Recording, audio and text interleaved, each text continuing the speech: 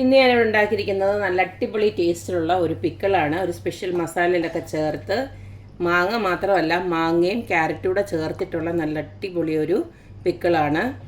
ഇതിൻ്റെ സ്പെഷ്യാലിറ്റി എന്ന് പറയുന്നത് അതിൻ്റെ ഒരു മസാല തന്നെയാണ്.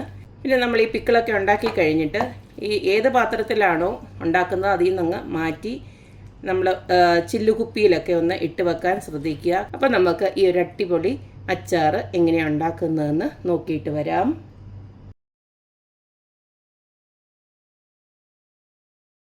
നമ്മുടെ സ്പെഷ്യൽ പിക്കിൾ ഉണ്ടാക്കാനായിട്ട് ഞാനിവിടെ 8 പച്ചമാങ്ങ എടുത്ത് വെച്ചിട്ടുണ്ട്. അതുപോലെ തന്നെ 3 ക്യാരറ്റ് കൂടെ എടുത്ത് വെച്ചിട്ടുണ്ട്.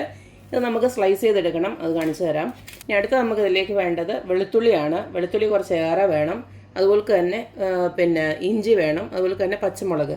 വെളുത്തുള്ളി ഞാൻ എടുത്തിരിക്കുന്നത് ഇതേലെ വലിയ വെളുത്തുള്ളി ഒരു 6 കുടം വെളുത്തുള്ളിയാണ് എടുത്തിരിക്കുന്നത്. അതുപോലെ ഇഞ്ചിയാണെങ്കിൽ നല്ല വലിയ ഒരു 2-3 കഷ്ണം വലിയ ഇഞ്ചിയാണ് ഇതുപോലെ നുറുക്കി വെച്ചിരിക്കുന്നത്. പിന്നെ നമുക്ക് കുറച്ചേറെ കറിവേപ്പില വേണം. ഞാനൊരു ബൗൾ നിറച്ച് എടുത്തിട്ടുണ്ട്. പിന്നെ നമുക്ക് ഇതിലേക്ക് പ്രത്യേക ഒരു മസാല തയ്യാറാക്കാനുണ്ട്. അതിന് വേണ്ടിയിട്ട് ഞാൻ കടുക്, അതായത് 2 ടേബിൾ സ്പൂണ് കടുകും അതുപോലെ തന്നെ 2.5 ടേബിൾ സ്പൂണ് ഉലുവയോടെ വറുത്ത് വെച്ചിരിക്കുകയാണ്. ഇതിനെ നമുക്കൊന്ന് ജസ്റ്റ് ഒന്ന് പൊടിച്ചെടുക്കണം. ഇനി ആദ്യം തന്നെ ഈ മാങ്ങയും ക്യാരറ്റും നമുക്കൊന്ന് അരിഞ്ഞെടുക്കണം. മാങ്ങ എടുക്കുമ്പോൾ ഈ തൊലി കളയാതെ നമുക്ക് ഇങ്ങനെ യൂസ് ചെയ്യാം. ഇതുപോലെയാണ് ഞാൻ അരിഞ്ഞെടുക്കുന്നത്.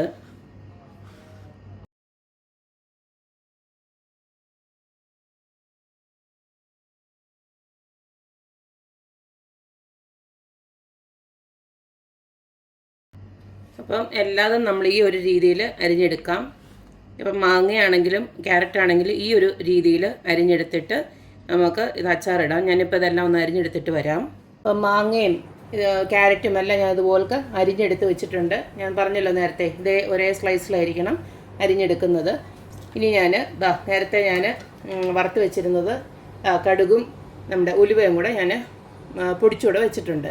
ഇതിനെ ഇവിടെ ഇരിക്കട്ടെ. ഇനി നമുക്ക് ഉണ്ടാക്കാൻ തുടങ്ങാം. അച്ചാർ ഉണ്ടാക്കാനായിട്ട് ഇതുപോലൊരു പാൻ ചൂടാക്കി വെച്ചിട്ടുണ്ട്. ഇതിലേക്ക് ഞാൻ ഒലിവ് ഓയിലാണ് ഒഴിച്ചു കൊടുക്കുന്നത്.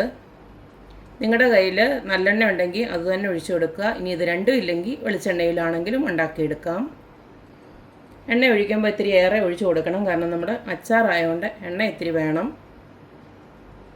200 ml എണ്ണ ഇപ്പോൾ ഒഴിച്ചു കൊടുത്തിട്ടുണ്ട്. ഇനി നമുക്കിതിലേക്ക് ഒന്ന് കടുകിട്ട് പൊട്ടിക്കാം. കടുകിട്ടത് പൊട്ടി വരുന്നുണ്ടേ നമുക്ക് ആ വെളുത്തുള്ളി ആദ്യം തന്നെ ഇട്ട് കൊടുക്കാം.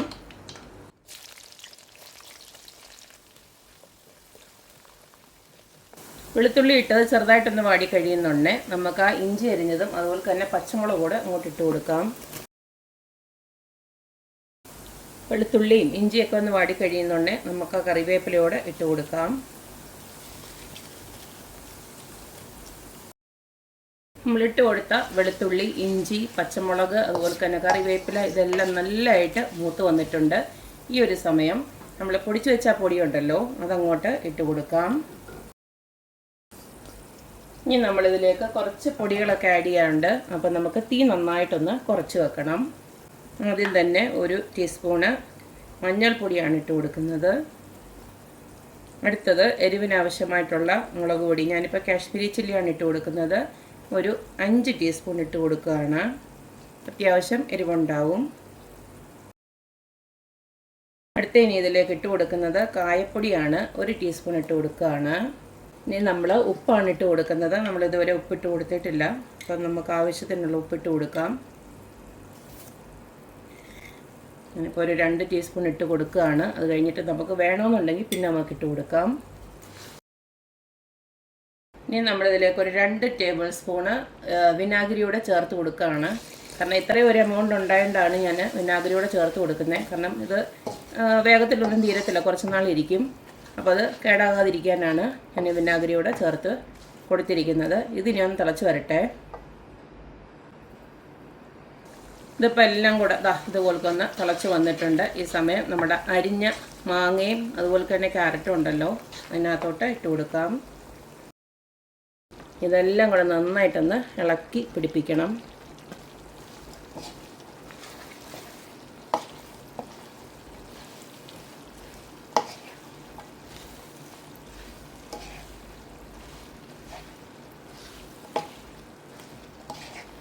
ഈ ഒന്നെല്ലാം ഒന്ന് ഇളക്കി പിടിപ്പിച്ചതിന് ശേഷം നമുക്കൊന്ന് ഉപ്പ് നോക്കാം.